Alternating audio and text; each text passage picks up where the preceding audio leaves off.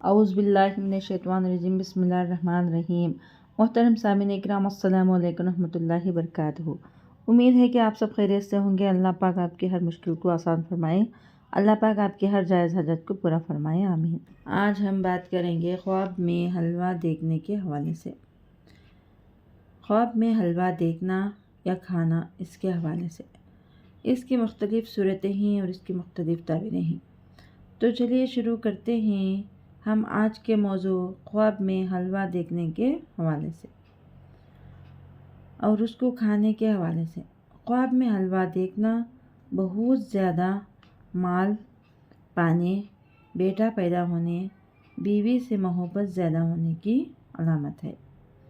اور اگر عورت خواب میں حلوہ دیکھتی ہے تو اس کو بھی بیٹا پیدا ہونے اور خداوند سے محبت زیادہ ہونے کی دلیل ہے۔ خواب میں حلوہ بنانا یا حلوہ بنانا مال حلال اور رزق کثیر پانے اور نعمت اور برکت حاصل ہونے کی علامت ہے۔ خواب میں حلوہ تقسیم کرنا، خواب میں حلوہ بانٹنا سخاوت اختیار کرنے، نفع پانے اور لمبی عمر پانے کی علامت ہے۔ خواب میں گاجر کا حلوہ کھانا غم اور دکھوں سے نجات پانے کی علامت ہے۔ خواب میں بدمزہ، باسی اور بد ذائقہ حلوہ کھانا بیماری اور تکلیفوں کی علامت ہے، نقصان کی دلیل ہے۔ صدقہ کرنا چاہیے اور استغفار کرنا چاہیے۔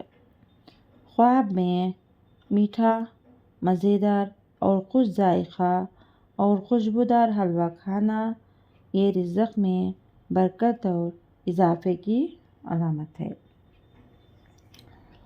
مال و نعمت حاصل ہونے کی بھی علامت ہے، خوشیاں ملنے کی علامت ہے۔ خواب میں حلوہ دیکھنا کامیابی ملنے کی بھی علامت ہے۔